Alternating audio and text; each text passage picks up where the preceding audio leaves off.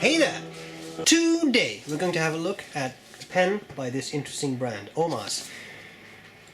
And interestingly enough, I was just thinking, the first OMAS I ever used was a 360, the Magnum 360, the big one. And this in fact is also a 360, but it's a special one. And it's number 13 of 360 pens. And I got it because I was fascinated by the concept. It came with this. It's called the 360 Soleterre, and as I said, it was a limited edition, and it says, "This pen supports the right to education for women and children in Africa.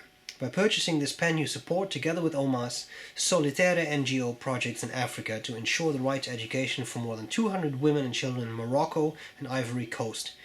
Support the right to education in Africa, donate now." Well, you donate by buying the pen. It's a very bright orange 360, the small model, not the Magnum. And that's all there is to it. So you actually support a good cause by buying the pen. Now, the pen came with a bottle of orange ink, a standard OMAS bottle, but a limited edition ink.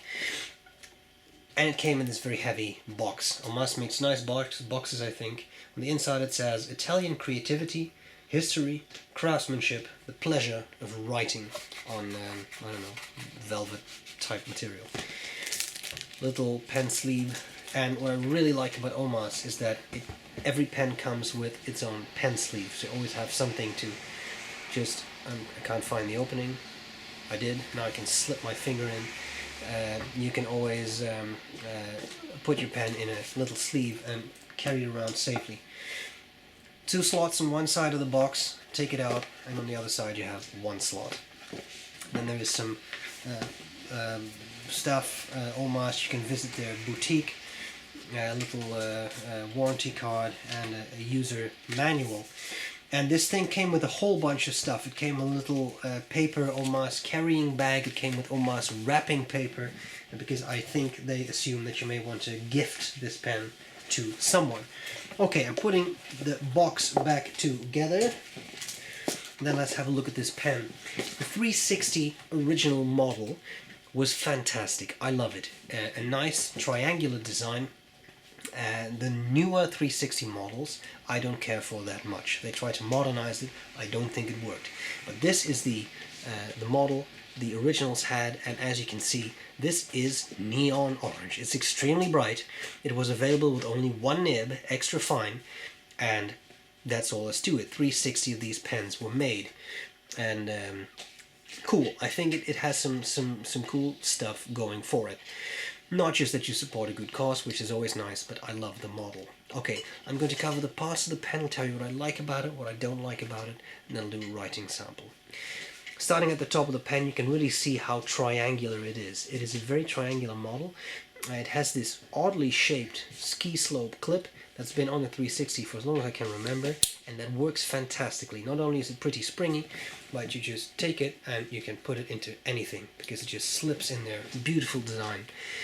Nice thing about this model is that it's transparent, so you can actually see what's inside.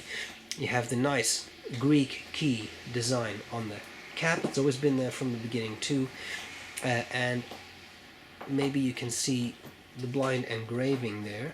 It's a little hard to see. It's very dark, gloomy weather outside, so the lighting isn't perfect, but it says OMAS Italy and then number 13 of 360, so a very unlucky number for some, but a lucky number for me. Cap just clicks off. It can be posted, and I know that some people recommend to not post these pens because of the shape of the cap. Apparently it can crack, so I won't do that either. Again, Greek key there. This is the extra fine nib. Well, it's definitely extra fine. OMAS 14K. I'll come back to that in a second. And then you have that triangular shape. You have a piston turning knob at the end. This is the piston.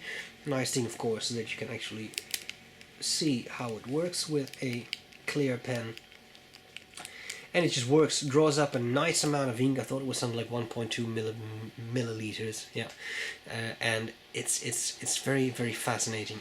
As I said, I've had a fascination with this model for a long time. Now, you may think, but isn't a triangular pen horrible to hold? Well, believe it or not, it is insanely comfortable. I don't know what it is, but it just fits. And I think it's because when you think about it, if you kind of look at the shape, the hole there, then it's actually a triangular shape, and it just fits. It fits. The only problem is you need to hold it in a specific way. If you rotate your pen a little bit, then you're going to have problems with nib alignment to the paper, but that can be fixed by a seller who has the little wrench to open it up, and you can change the angle of the nib a bit. Okay, well, what about it? What do I like about it? What do I not like about it? Well, I think I've told you that I really like the model. Obviously, it's nice when you buy a pen that they also support a good cause, but I just want to talk about the pen now. I like the model a lot. I've always liked it. I like that the nib has an arrowhead on there. You see, that's the arrowhead, and then you have the what do you call it again? Fletching, the fletches. Anyway, the little feathery things at the end of an arrow. It just looks cool. It's a good writer. The only problem is it wasn't a good writer when I got it. It was so dry that it hardly wrote. So I had to really work on this nib to make it write the way it should write, and even though it was supposed to be a sort of donation good cause pen, it wasn't that cheap. So I would expect a nib that leaves a factory for this price to write. So that is a bit disappointing, but you know, I fixed it. Another thing I didn't like too much is that you could only get this with extra fine nibs. Now I'm sure they did that just to facilitate things for themselves. It's just one pen, one nib, and it's for a good cause. But I would have loved to have seen a broad, or maybe a stub, or maybe even just a medium on here, because extra fine is a very specific nib grade. Not everyone really likes that. What I do like is that it has an Ammonite feed, and the nice thing about Ammonite feeds is that you can heat set them yourself if the pen doesn't write too well, or if there is a gap between the nib and the feed. It's a piston filler, nice amount of ink, piston operates smoothly, and it's really cool that you can see how it works here, because it's a nice piston mechanism that they use. So having said all of that, I think this is a cool design, and I think you need to see how it writes. So that's what we're going to do next. There will be high resolution pictures as well as measurements on the website sbrebrown.com, and now let's see how it writes. Guys, I hope this was useful so far, and I'm glad to see you later. Bye bye. Okay, so here we go with this OMAS 360 Soleterre, and the nice thing about a triangular pen, of course, is that it won't roll off your desk, because it'll stop rolling, which I kind of enjoy. OMAS 360 Soleterre, and this is an extra fine nib. The ink is Mont Blanc Royal Blue. Now the pen, the nib is made a little bit wetter because, as I said earlier, it was so dry when I got it that it hardly wrote. I really didn't like that. But now it's a bit wetter, and you may hear quite some noise. Yes, that's a bit of feedback, but hey, it's an extra fine. It's not a scratchy nib, actually.